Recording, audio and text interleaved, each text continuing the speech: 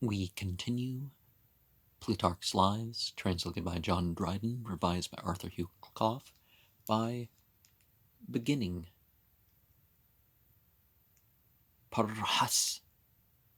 or Pyrrhus, are the Thesprotians and Molossians after the great inundation. The first king, according to some historians, was Phaethon, one of those who came into Epirus with Pelasgus. Others tell us that Deucalion and Parha,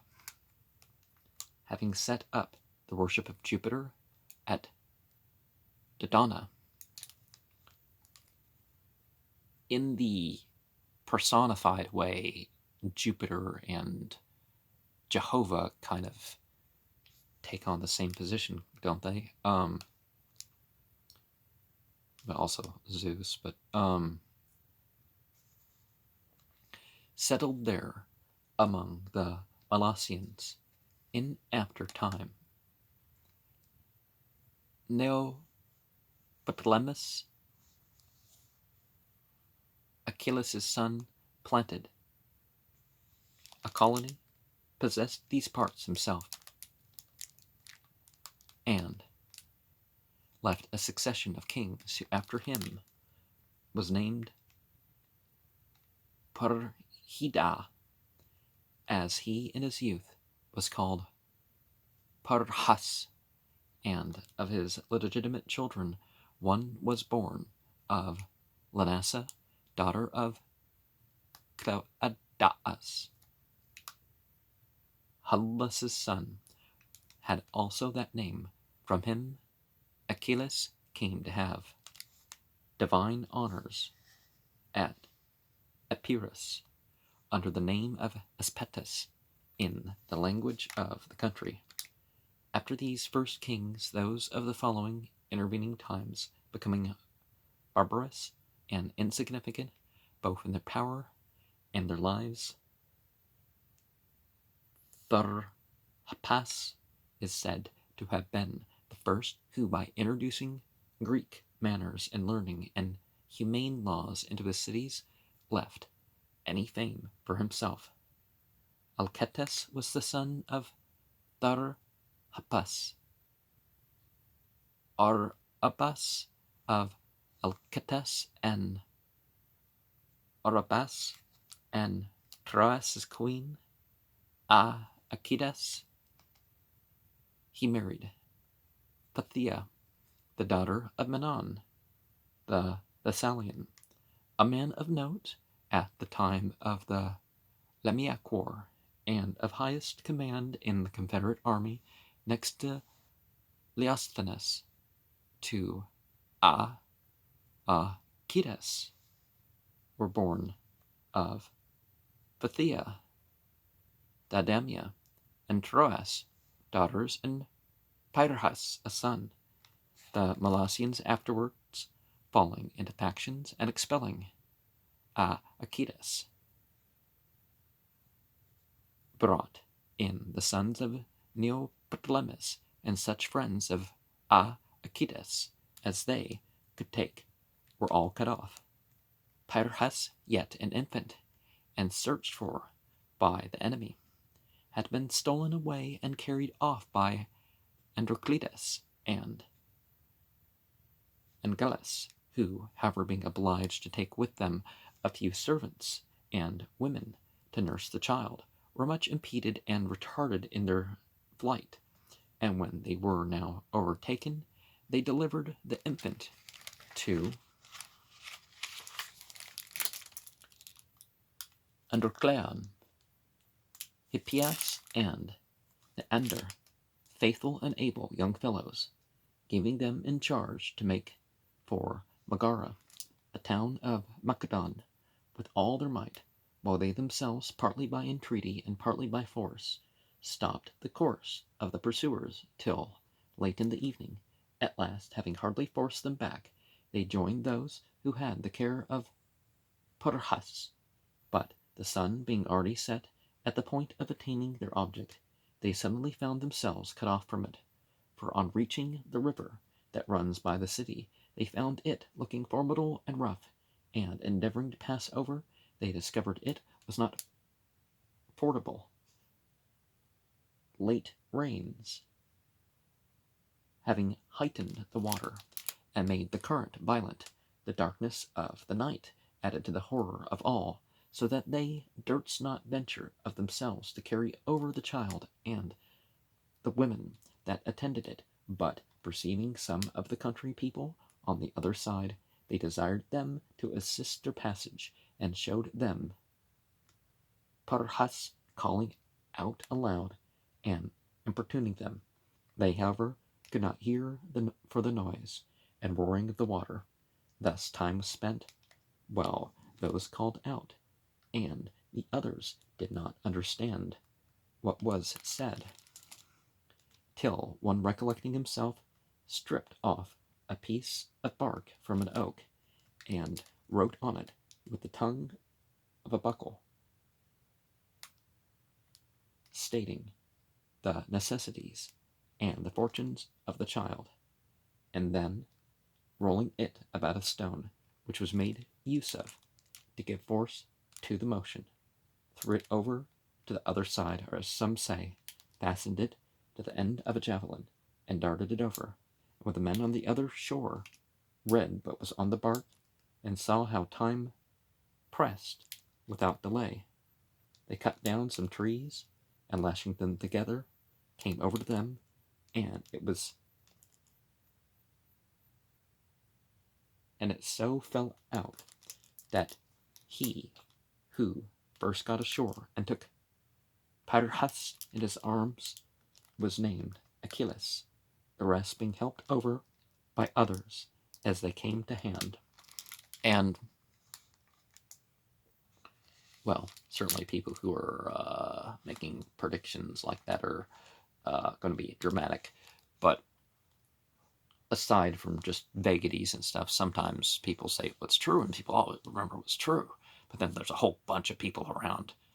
like even back then people marked down, it's like, well, this guy was right, but there was a dozen other guys that were wrong.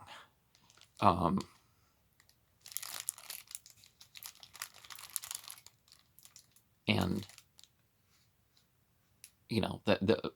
likewise, there's when the astrologers and other casters encounter a real prophet or messiah or something, there tends to be one that's right, but we don't hear the whole story. And we don't hear that sometimes maybe there's not the story per se, but there's the idea that everybody had this done with their child, and oh well, this guy,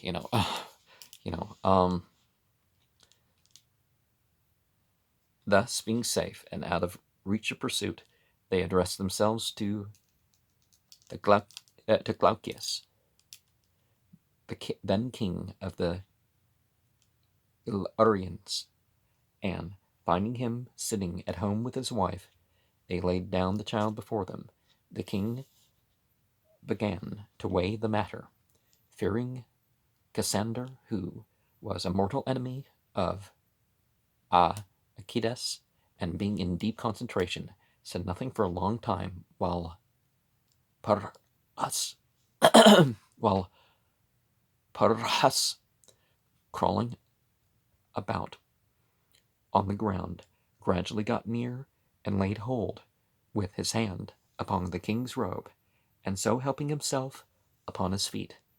against the knees of Glaucias, first moved laughter and then pity,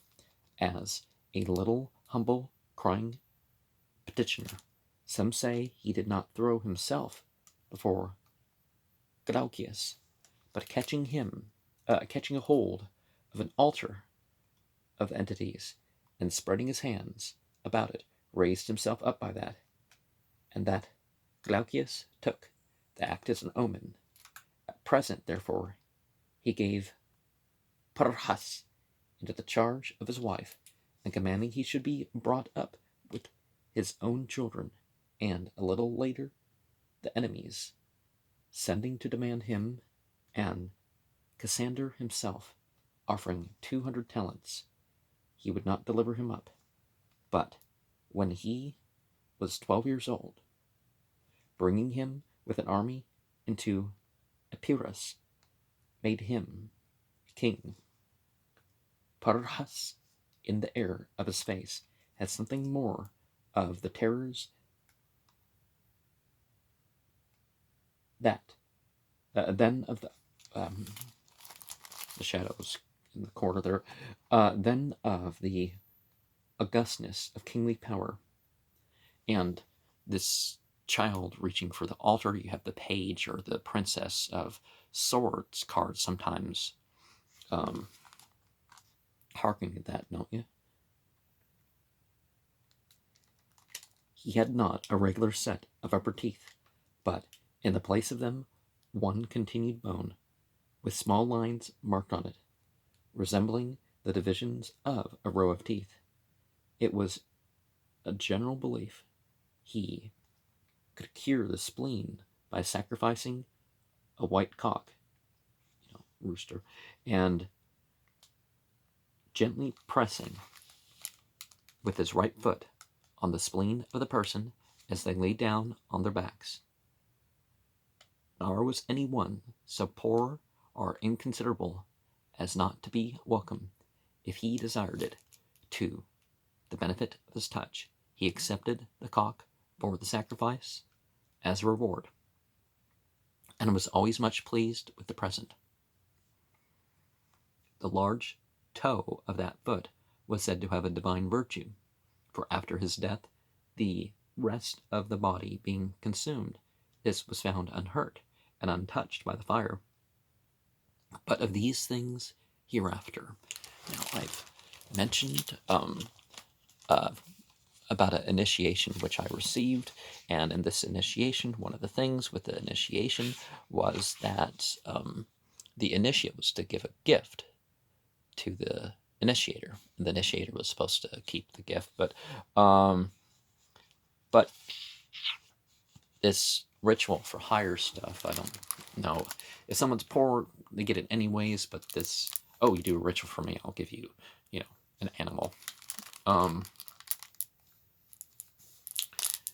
I mean, I'll talk to people who do that on my channel. It's just not something that I believe in. Likewise, I'll talk with a Christian or Jewish priest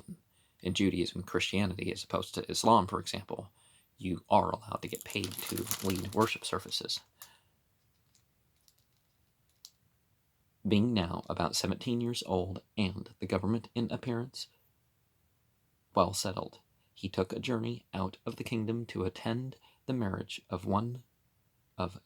Glaucius's sons, with whom he was brought up, upon which opportunity the Molossians, again rebelling, turned out all of his party, plundered his property, and gave themselves up to Neoptolemus. Pyrrhus, having thus lost the kingdom, and being in want of all things, applied to Demetrius, the son of Antigonus, the husband of his sister Didamia, who, while she was but a child, had been in name the wife of Alexander, son of Roxana, but their affairs afterwards proving unfortunate, when she came to age, Demetrius married her. At the great battle of Ipsus, where so many kings were engaged, Pyrrhus, taking part with Demetrius, though yet but a youth, routed those that encountered him, and highly signalized himself among the soldiery. And afterwards, when Demetrius's fortunes were, he did not forsake them, but secured them the cities of Greece, with which he was entrusted. And upon the articles of agreement being made between Demetrius and Ptolemy, he went over